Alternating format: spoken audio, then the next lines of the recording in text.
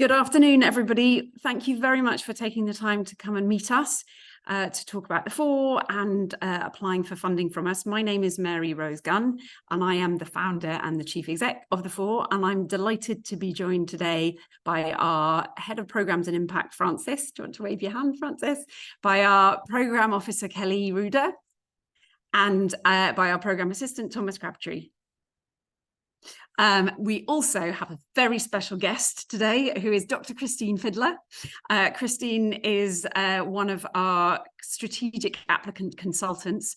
So we wanted to give you a chance to meet one of the people who helps us with looking at applications and working with applicants on honing and kind of tightening up what your ask is and checking out that it really works for you, as well as being something that might work for us.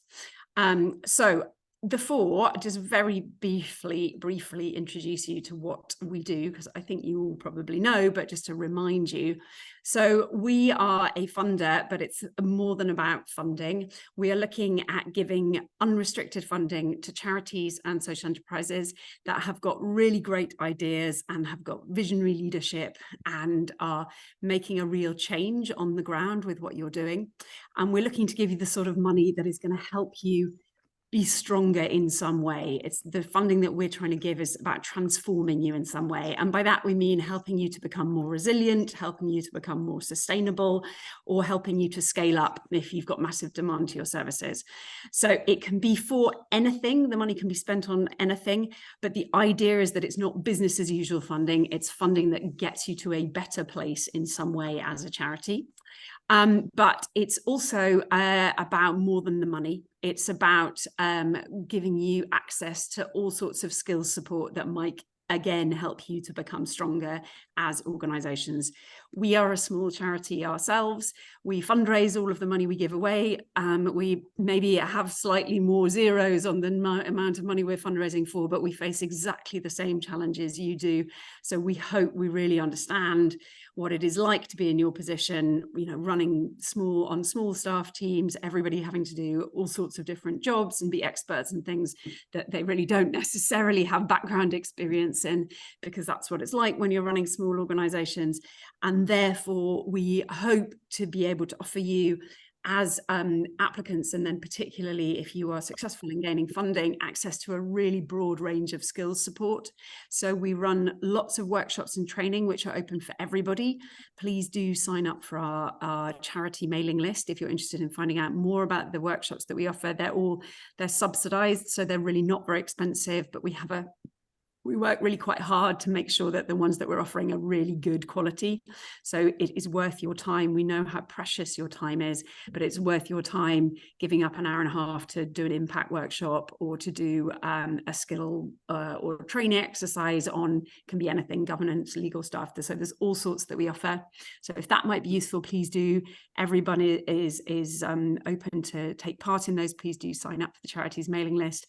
But also, as a funder, we offer access to skilled networks of people with skills that they want to share. So when our funded charities are looking for trustees, they're able to come to us. When our charities are also looking for networks, the people that we have funded get invited into peer-to-peer networks that we run. But we also offer help to all of the charities that we fund with impact measurement. So we offer some general courses on impact measurement as part of the workshop program, which are open to everybody. But we provide additional support in terms of helping people to measure the difference that they're making, because we know that obviously in the long run, being able to show and prove and articulate the difference that you're making makes a huge difference in terms of your future ability to be able to succeed. So that's what the Fore is about. We have just passed the 9 million mark in funding that we've awarded, which was quite exciting. So our autumn grant round, we made 12 more grants, and that took us over the 9 million mark. We've made 555 now it is awards over the last 6 years, and also including the pilot that ran before that. And we have made over 12,000, it's nearly 13,000 hours of skills support that we have connected into the sector, which is a combination both of all of the workshops and the training that we run, but also it's people like Chris's time that she is spending with applicants, helping you as applicants to think about your strategy and what you are going to be, how you articulate your funding asks. And on top of that, we've made over 300 specific skilled volunteering connections and have processed a lot. I won't tell you because it'll scare you how many applications. So we hope that we're pretty good at what we do. We've got some really strong impact data that is definitely funders like it. But we really are intending to run a process that is about adding value to you. So while it is really competitive, we cannot be anything but honest about that. It is really competitive, but we hope that if you do apply, you will find it worthwhile because you will get feedback. So nobody goes away with nothing. Depending on how far you get in the process, depends on how much feedback you get. But you are, we hope, able to learn from it, and it will make you stronger as an organisation in terms of your ability to write funding proposals going forward, and that is something that we really try and do. So we are very keen as well to have feedback from you. If you have a bad experience when you apply to us, please let us know. We hope very few people do because we don't get very many complaints, but if you do, we want to know because we want to try and fix it. So just a final, before we go over to, I'll get Francis to talk you a bit more through the process. But before I do that, I want to say a bit more on the competition thing, which is, yes, it's very competitive. And we often get asked, especially by people who might have applied once and thinking about applying again, is it worth reapplying? And what we say to everybody is that a third of the people who apply get to spend an hour with somebody like Christine, who is an expert in both writing strategies and thinking about strategy, and in Christine has got a huge range of experience in charities. Our consultants have a real mixture of experience, but like all of their experience is really valuable. So some come from a business background, but from a strategic perspective, that's also extremely valuable. But if you think it's worth you, you will find value in spending an hour with a really friendly, kind, but potentially kind of critical friend who will talk through with you what you're doing as a charity or a social enterprise, what you're trying to achieve, what your challenges are, and where you're trying to go, and where there might be gaps in your skills, or what might be the sorts of things that you need to change. Could I ask if everybody could go on mute? Because I think there's somebody, brilliant, thank you. We just had some background noise. But if you think it will be worth it for you to spend an hour with someone, then I would say it's definitely worth applying.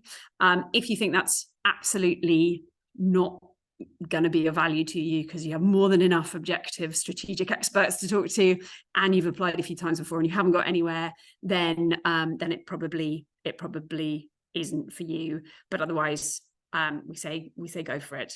As you know, because I'm sure you've checked, the eligibility criteria are very wide.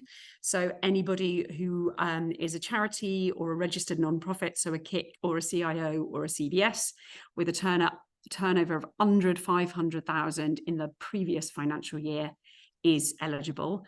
And that does mean, obviously, that there are lots of people that are eligible.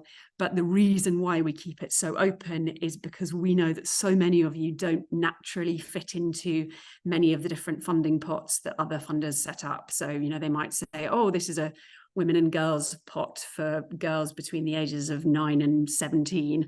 And if you're working with girls who are 8 to 12, you don't fit into that funding pot, even though clearly it's the sort of thing that they probably would want to fund. So we keep it really open so that you don't have to spend hours trying to mold what you're doing to fit what you think we want to hear. We just want to hear very much more generally, what's your mission? Do you have a really clear mission in what you're trying to do? And we find that that's a really great way to assess organizations, is without having the narrowed cause criteria. So that's why we have the very open filter. But I will now pass over to Francis, who will talk you through a little bit more, I think, about the process, just to give you an idea. And then we'll ask Christine a few questions and also give you the chance to ask Christine some questions. But Francis, would you like to talk through the process a little bit? Yeah, thanks so much, Mary Rose. And I'll sort of go through this quite quickly because you can find a lot more information online and I don't want to eat into the Q&A time. So basically, just pleased to announce that we open for registrations at noon today, and that will stay open until next Wednesday, which is the 13th. And as is often the case, unfortunately, linked to what Mary Rose said, is we often get much more applications than sort of places that are available. So in that instance, we will decide who gets allocated a place for an application at random. So we essentially, if you register between now and next Wednesday, you'll hear from us on next Thursday, which is Thursday the 14th, and we'll let you know if you've been given a place on the Spring 24 funding round, which basically just means you're given the opportunity to apply on the round. And then after next Thursday, the 14th, you'll have up until the 15th of January to prep your application and get that into us. In terms of what the application looks for, we don't have really long detailed forms. Basically, what we ask for is 3 pages of a Word document that essentially allows you to tell your story in a way that works for you and to sort of outline what it is your ask is. We ask for a couple of specific things, so a bit of an overview of the organization, your structure, as I said, what the ask is, what the targets are, and a little bit about your finances, nothing too onerous. And then after that stage, we will do an initial sift. Our consultants will do the initial sift for us.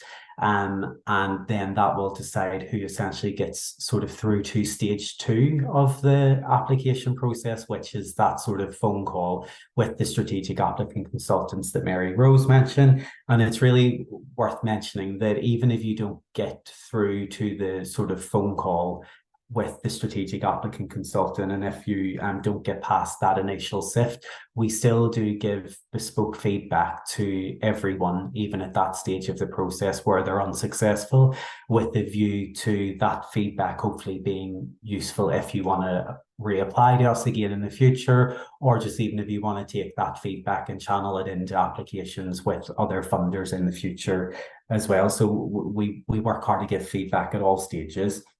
Then, as I said, that stage 2 check-in phone call with the strategic applicant consultants that Mary Rose mentioned, and then essentially there's a bit of a funnel process after that. So once you've had that check-in with the strategic applicant consultant, they'll decide whether or not you'd be progressing to the next stage. And at that stage, we'll do reference checks and other due diligence checks with the view sort of to taking you through to the grant panel.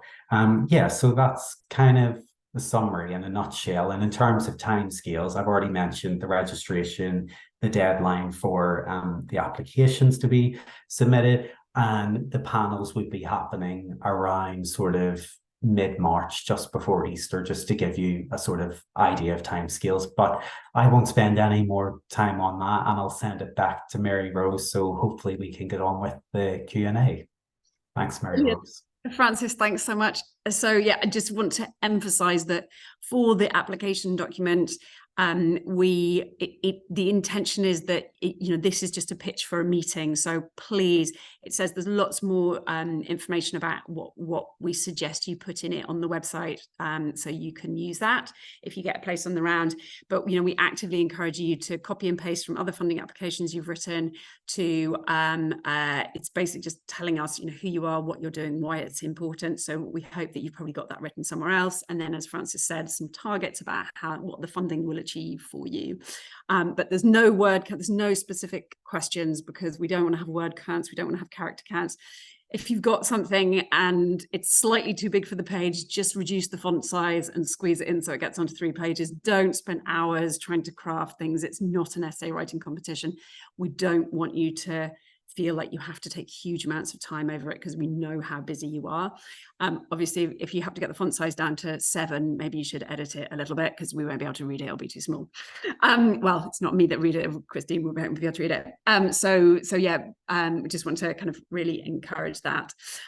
We don't want you to spend time on this. This is taking you away from your beneficiaries and your work that you're doing. So yeah, please do bear that in mind, because we know, I mean, we do it ourselves. We know how much time goes into fundraising already. But anyway, I'm now really delighted to be able to ask Christine a few questions on your behalf and open up for questions. So Chris, would you like to tell us a little bit about why you enjoy your role as a consultant, and why you got involved, and maybe give us a couple of examples of the things that you've really enjoyed most about being a consultant? A difficult one. I've been involved in the charity sector, voluntary sector, for over 25 years, and I got involved with the Fore because it was a funder that really had a more of a hands-on approach. Rather than it being, well, it goes through assessment and you never hear from them again, or if you do hear, it's a letter that comes out. It was a slightly, a completely different approach to the way things have done. And I just felt that, as I said, the Fore was a good charity to get involved in, and a good grant maker to get involved in. So I don't know if that answers your question.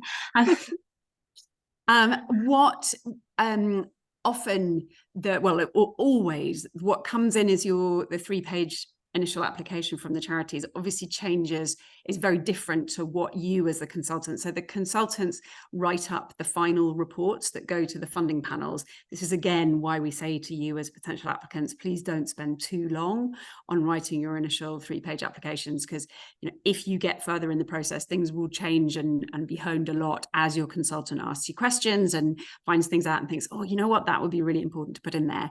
But Christine, for you, what do you think? Are there certain things that you think are the most important, or the most value, the value that you add most in terms of those conversations and being the one who writes the final, we call them panel reports? Yeah, I think finding the wood through the trees. We sometimes get some really good applications that I know what you said about putting them onto 3 pages and it being very small font size, but it's sometimes you can read them through and you think, yeah, this is great, and you can't actually see through what they've actually put. So it's our job to actually see what they've put and actually put that into something that the funding panel would perhaps fund or look at positively.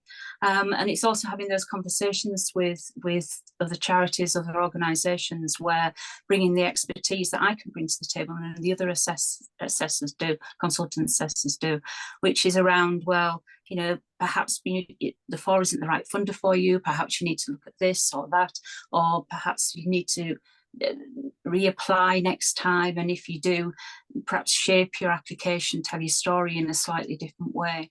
So one of the challenges that I always find with it is that there's some really good charities out there doing some fantastic work, and you read through the application, you get to the bottom of it, and they haven't really told you what it is that they want the money for, or it reads as a bit of a shopping list. So it's about being that, pulling out the specific and a bit more focused into what it is that they're actually wanting the grant funding for from the Fore. Thank you. Shall I open up? Has anyone got any burning questions that they'd like to ask? Do you want to put hands up if you do, either physically or I think I can, actually I can't see everyone on screen, or using the little hand. Susan Eardley. Hi, excuse the hat, by the way. I work in a conservatory and it's so cold. My question was just about the application process. You mentioned, I think I heard right, that you said it's just a total random selection from the people who've registered online. Is that right? So because in order to get a place on the funding round, it is total random selection. So registering takes 2 minutes. You don't have to do any work done today, so It's just literally to get in the pool. And it's not ideal in that it's totally random. And in our aim is to raise enough money that we would be able to have, because the number of places is related to how much funding we've got to give away.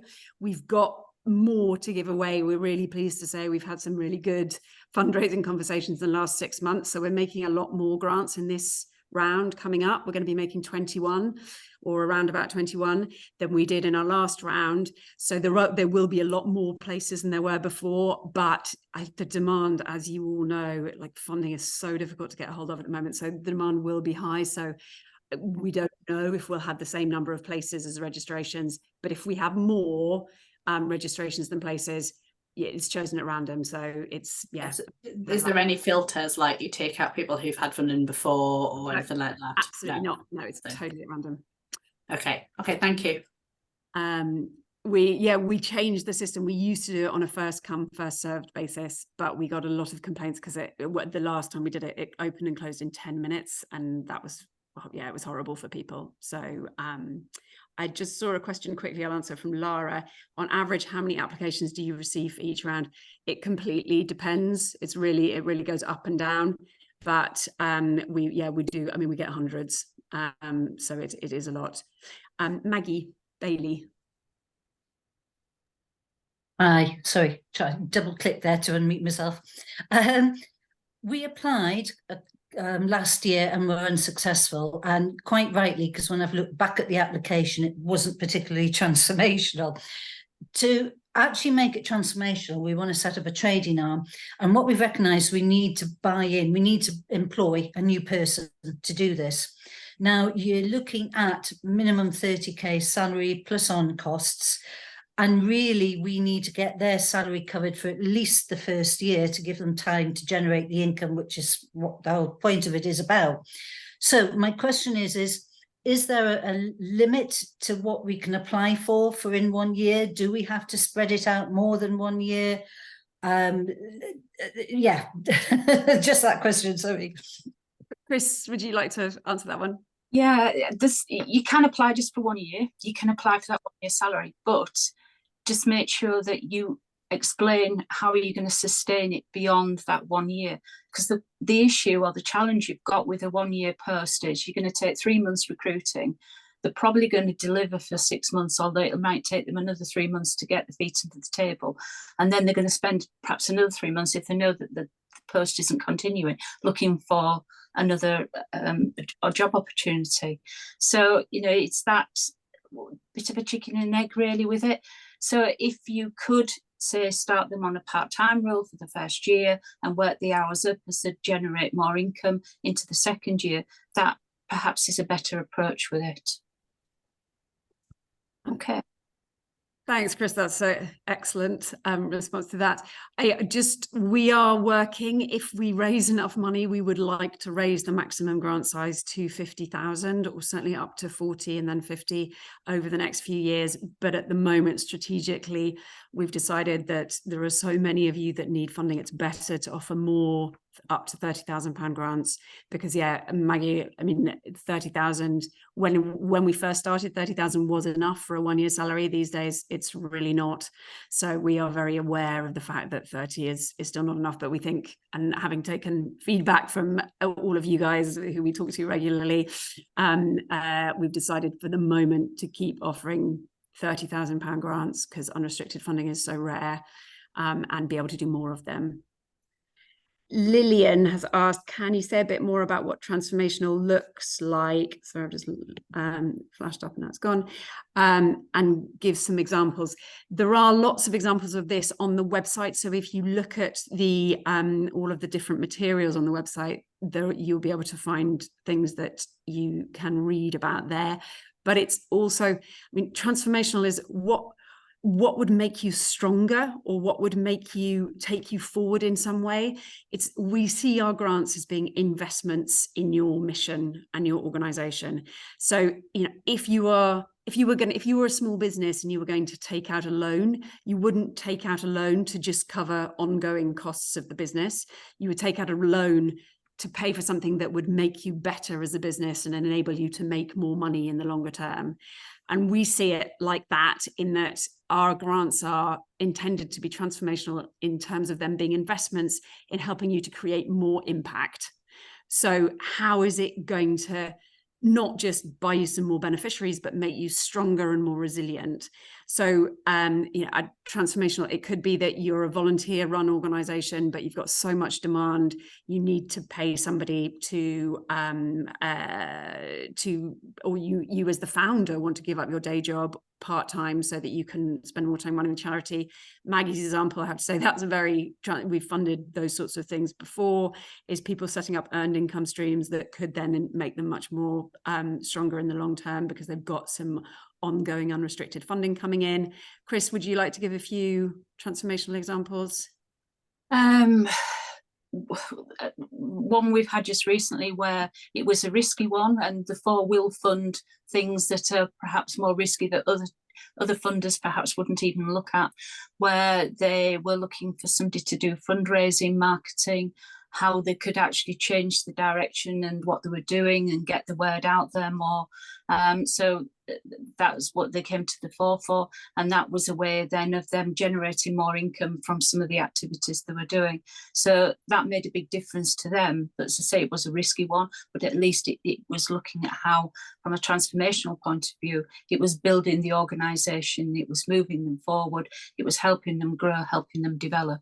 So it wasn't about funding them just to keep them going and treading water. It was about showing and demonstrating from that charity how they were actually going to move it forward, and the plans they had for the future, the strategic plans they had for the future. I think there's also things like IT. We'll fund IT systems, because if you've got a good IT system, it might free up staff time, enable you to measure your impact better. We have the one word on applying, just applying for money to pay for a fundraiser.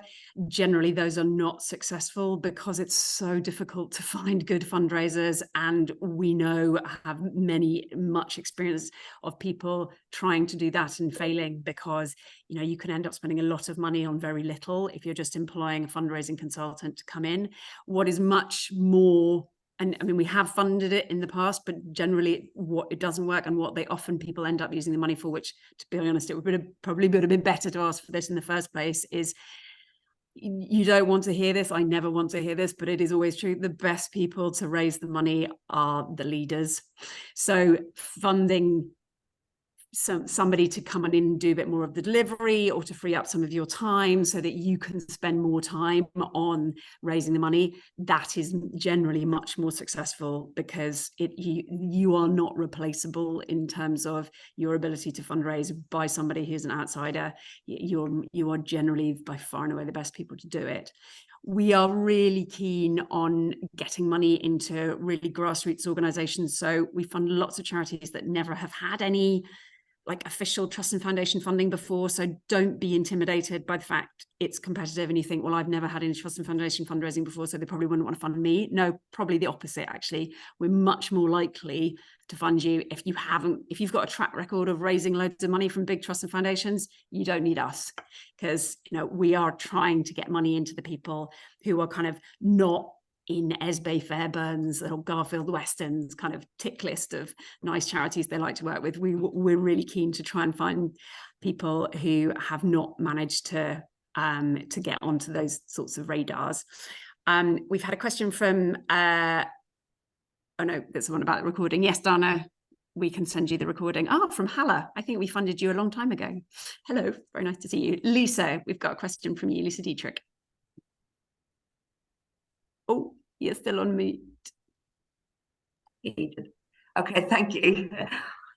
Following on from Maggie's question, we're aiming to do something similar in the organisation I head up, and I was wondering, we'd probably look to spread the funding over 2+ years, but maybe not 3, trying to work out the math as we move forward with the process.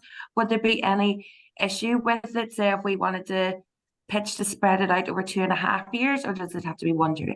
Perfect. No, absolutely not. It's all about what would work best for you, but also don't worry about getting it completely perfect for that pitch document. Okay. That's the whole point of the conversations with someone like Christine, is that she will, you know, she'll kind of kick the tires on your thinking a little bit in a really friendly way. She'll be like, so tell me why you thought 2 years or 3 years is best. You know, are you sure? And, you know, kind of chat it through with you. So yeah, like if what would work best for you is 2 years, then put it down as 2. If what would work best is 1, if what would work best is 3. And it doesn't need to be evenly spread. You can ask for a little bit in the first year and a large amount in the second year, or a bigger amount in the first year and a smaller amount in the second year, or whatever. It's totally, you are the experts. The whole point is that nobody knows better than you do what you really need money for that would make a massive difference. Fantastic. And the whole intention of even just that first 3 pages is that we're going to get you to do a bit of thinking while you're lying in the bath. It's not agonizing over how can I make these 200 words into 150 words to answer the question, and they want to hear it. It's, we want to hear, you know, what is it that you, if you were kind of, you know, if you were given some money, what is it that you think, you know what, if only I've got some money to spend on that, that would make us so much more efficient or so much stronger. It would mean that, you know, we wouldn't be as resilient. We wouldn't be as kind of risky in terms of us as an organization, because at the moment it's just me, and if I want to take a break, or if I were to, you know, get sick for a couple of months, the whole thing would fall apart without me. You know, what is it that would make you stronger?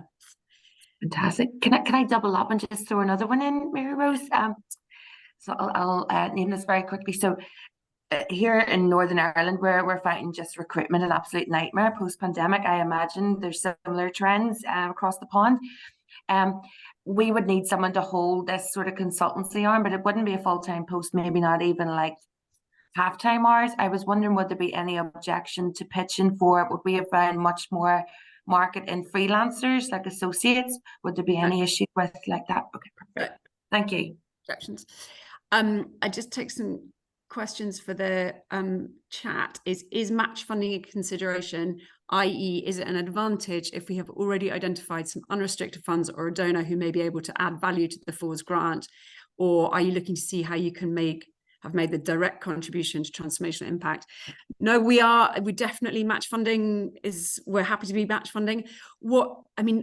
Basically what we are looking to be is we don't want to be the last person to the party, because if you've already, you know, if you're doing if you need to raise a whole load of money and you've raised everything but the last 30 grand because you've done some big capital project or something and you've raised 270 and you need another 30, for us, that's not that transformational, because if you've raised 270, you can probably raise another 30. But if it's something that you want to get, you know, you need someone who will be willing to take a risk.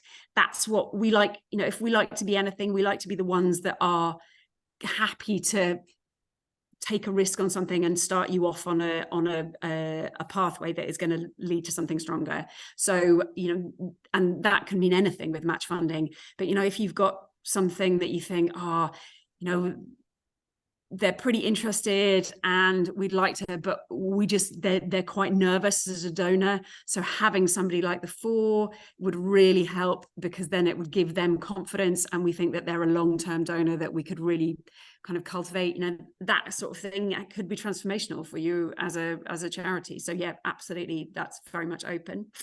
How many charities do we tend to fund per round? Completely depends on how successful our fundraising has been. And so this current round we've just closed, as in the one that results in the autumn last month, was 12 grants. The next one is going to be 21. So, you know, we're aiming to try and keep going up and fund more and more, but it does just depend on our ability to fundraise, which is completely down to me. So yes, can get cross with me about that if we can't make enough grants. Does one have to request, the recorded session? The recorded session will be sent to all participants. Yes, I think we will do that. Chris Davis. Hi there. I have a question about, we're looking at funding to enable us, excuse me, to develop new income streams. And we have a model based on purely raising funds through services we offer.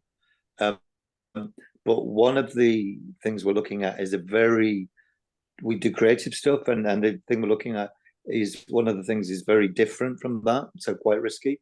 But that process has already started in that there's been formation of a company. I'm just wondering if the fact that something has already begun is a problem that would go against us. I don't think so. I mean, obviously, we'd need to understand a lot more about the circumstances, but no. I mean, if anything, that probably is a good sign because it makes it less risky in that you've done a lot of the groundwork.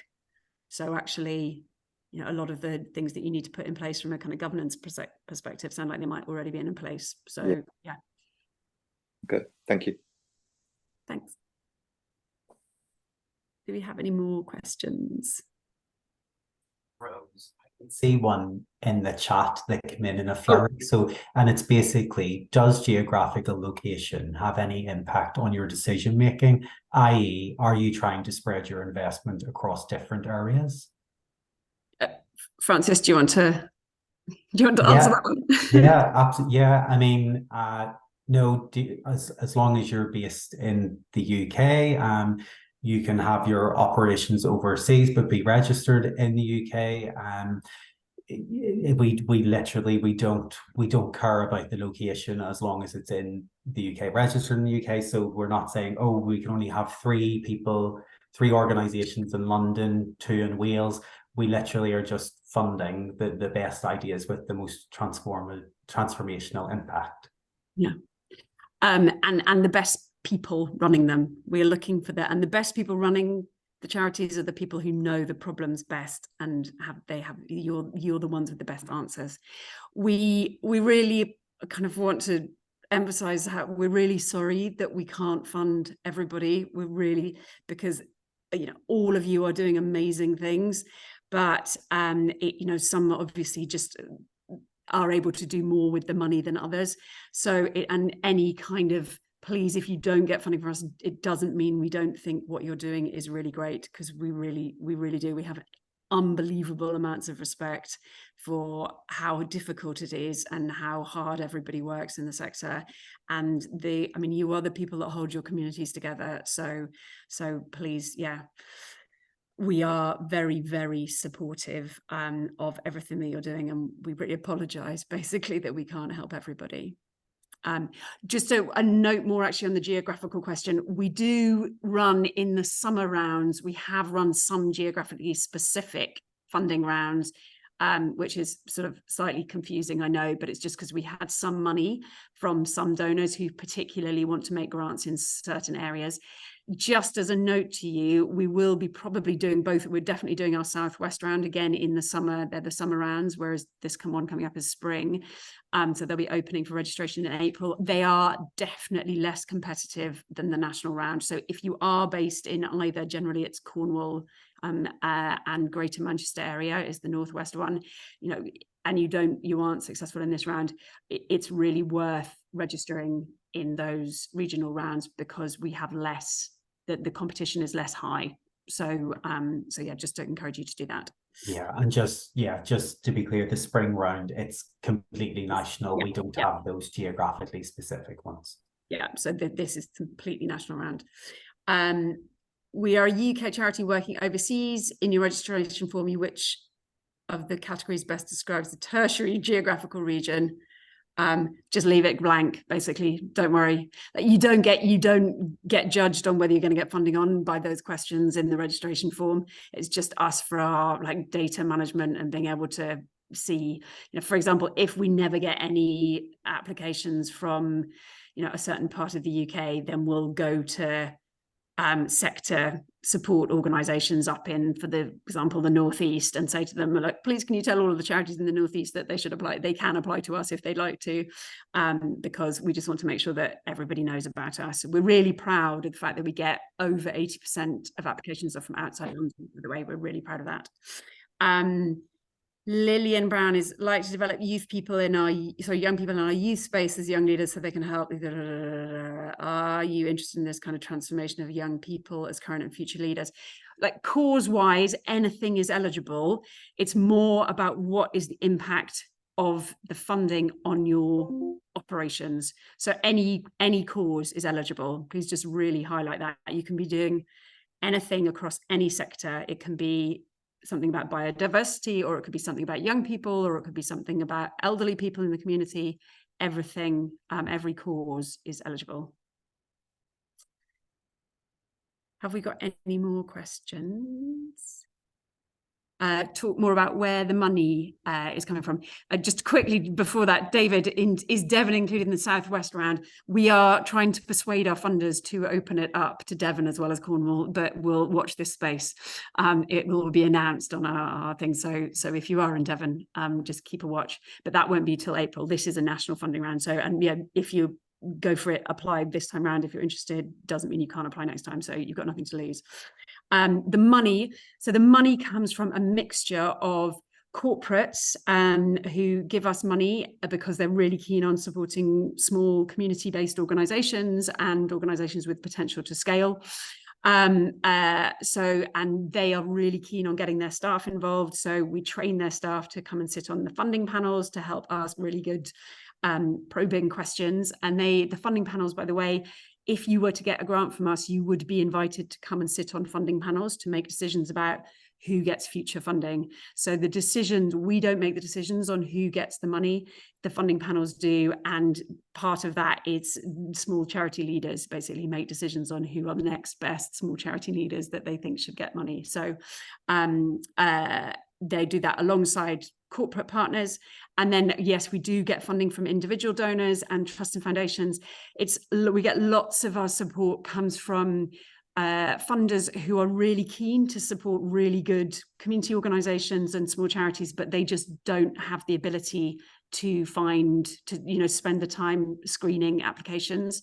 And what we really hope is that we are simplifying things from the sector. So basically applying to us means that, you will be seen by at least 30 different funders without having to do 30 different application processes, because, they work with us because it means that they don't have to set up their own application process.